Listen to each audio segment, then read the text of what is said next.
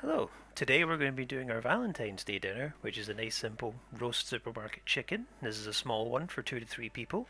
We'll just flavour it with some onion, some garlic, some olive oil and some vegetable oil as backup, and then finally with some salt and seasoning of choice here is thyme. And also a stock cube, because we're going to go a bit Marco Pierre White with this one and use one of those old videos that you can find on YouTube of his recipe. So the first tip is just get the chicken out the wrapper and let it sit for a couple of minutes. It is close-ish to room temperature, but not warm, because that sounds horrible. So we're just going to get the stock cube with a little bit of olive oil and get it mashed up. Don't know why the camera decided to unfocus here, but just ignore that, and we'll just speed this up because this actually took a lot longer than I thought.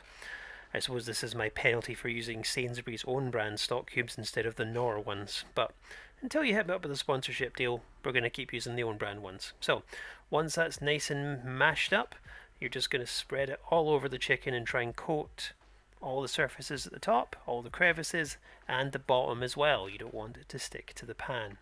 But the goal here is you're going to be using this to make the skin nice and crispy, which will have the benefit of retaining all the juice and flavourings inside the chicken, where it's not going to dry out and become awful. And this is also the benefit of using a whole chicken instead of just using the individual pieces. I mean, I can't say I'm going to get a huge amount of meat off the chicken. Just quickly wash my hands here because ew. But the reason you can use the whole chicken is the bones will stop it from drying out and cooking in the tray, and it'll just cook from the heat in the oven. So get all your flavourings on the chicken. We've covered it in the oil in the stock cube. Now we'll sprinkle over the parsley, which you can use straight from frozen because it's going to spend enough time in the oven to actually properly cook through. I did already destock it and destem it and everything there, so it's just the actual leaves and the good bits, which makes it nice and easy to work with. And there's no measurements here because you can judge it how strong you'd like it and everything as well. And you don't tend to taste the parsley and the seasonings too much once it's actually cooked. The chicken flavour does tend to shine through, and if you need a little extra oil, don't go too crazy because this is calories you're adding to the thing, by the way. But you do want it to be nice and crisp, and you do want it to be nice and flavoured. So get it all on there and get it nice and spread out. As for some simple flavourings to add in, I would normally use lemon, but I didn't get a lemon, so I'm stuck using whatever I had in the fridge, which I think is this month-old onion.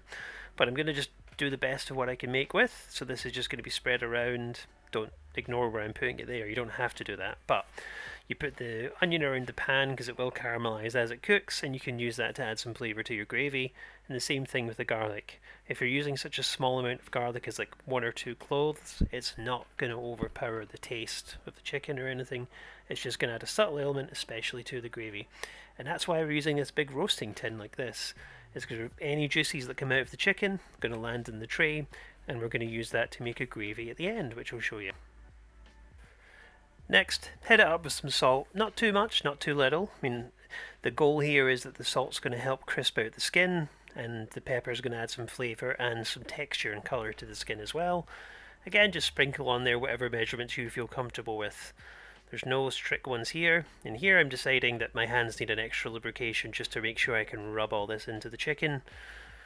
You're going to have to get used to handling the chicken here, but I have a sink right beside me. I can wash my hands. Greg, come on, get your fingers out of there. And just make sure the underside of the chicken is coated as well. And if any of your flavourings have fallen off of the chicken into the pan, just pick them up, put them back on top. And that way they'll cook and crisp on the skin and everything else as well. And well, the whole time you've been doing this, I hope you've had the oven on preheating. Now, follow the guidelines of the chicken on the packet. Mine said to cook at 180 degrees for 1 hour and 20 minutes. I left it in an extra 5. Just, I don't trust my oven. I covered this in the last video. But that's all you need to do here. And when the chicken is in the oven, get everything cleaned up, wipe down your counter, your boards and everything else as well, because you've been handling raw ingredients, and get ready to make your dessert, which is going to be apple crumble. Naturally, we will need apples. Bramley apples, to be specific, because those are the ones that break down well when they're getting cooked, which does mean you're going to have to peel and chop all 3 of them. So this is why you do this when the chicken's in the oven, because this gives you some time to get stuck into the apples. So get the peeler out, just zone yourself out and focus on getting all that skin off. Or do what I do, watch a YouTube video while you're cooking. You can see it on the left hand side of the screen there. But peel the skin off, chop them into fours, and cut the core out of the centre as well, and don't put any of that in the apple, it won't taste as nice. It is a bit faffy, we're not going to lie, but it is worth the effort to get the apples done correctly. And don't cut them too thick or they won't break down, and I think it's kind of impossible to cut them too thin, so just get yourself stuck in. The recipe calls for about 500 grams worth. And thanks to the magic of editing, we're done. So mix in about 3 or 4 tablespoons of sugar. Again, kind of hard to get this too wrong, just don't miss the bowl like I just did. And a couple of tablespoons of cinnamon, ground cinnamon. Just add some extra flavour to it. There's me having a little sniff. Just, again, eyeball it. Mix into your heart's content and get a couple of teaspoons and toss it all like a very wrong salad. And that's your goal here, is just to make sure everything gets nice and evenly coated, doesn't escape the bowl, and everyone has a fair chance to get seasoned with the sugar and the cinnamon. And as this blurry close-up shot shows you, this is what it looks like once you've got everything nice and mixed. So from there, just dump things into a nice square tin, something large enough that you can spread the apples around the bottom, but you still have space on top for the crumble mix. Just give them a good push down. Make sure there's no gaps where your crumble mix is going to fall straight through. And now it's time to weigh out 175 grams of plain flour to start the crumble topping.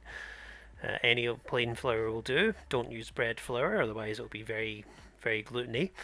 We're going to mix that in with 110 grams of golden caster sugar, which I keep in this tub because the bag ripped, nothing too fancy. Weigh out the sugar, you want this to be accurate. And we're going to mix this with 110 grams of cold butter, and for once, at least my inability to take the butter out of the fridge in advance of cooking isn't going to penalise me here, because it actually needs to be cold so that you can then mix it with your fingers.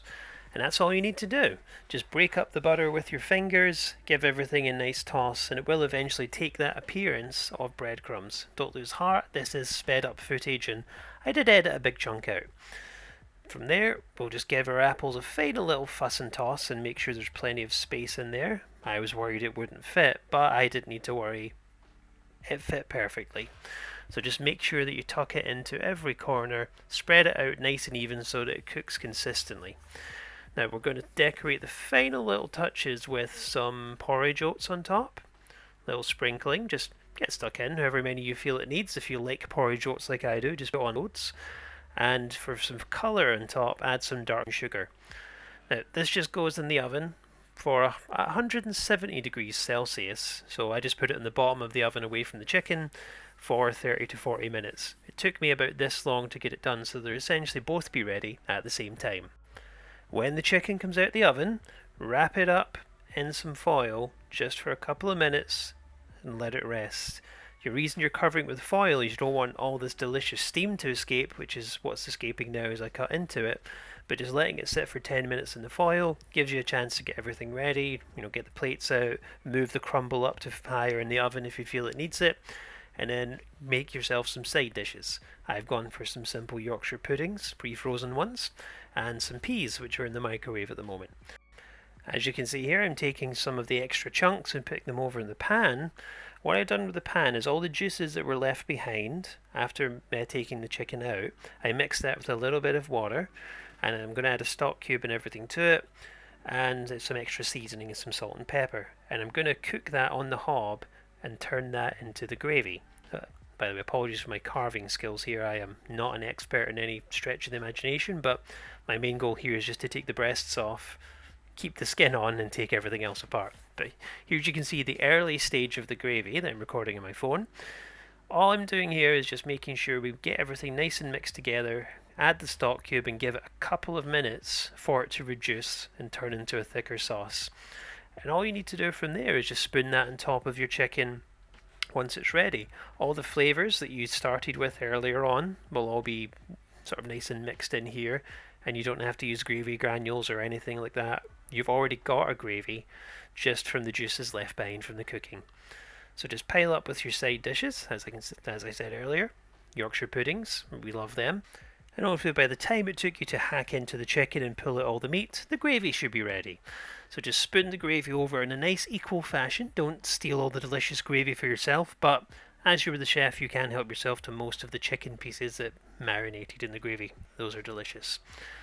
So everything's ready at the same time. It makes things nice and simple.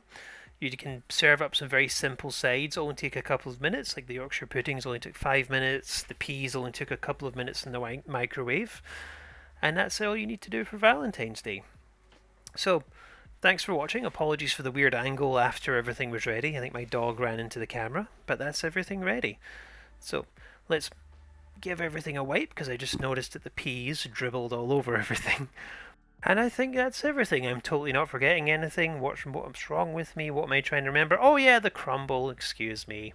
So, the crumble was pretty much ready at the same time. It's just been chilling while I was wrapping up the dinner plates, but all we're going to do is just leave the crumble to cool down while we eat the dinner, and we'll come back and get the main. And it's big enough, when you serve it in a dish like this, that you'll have an extra serving for tomorrow.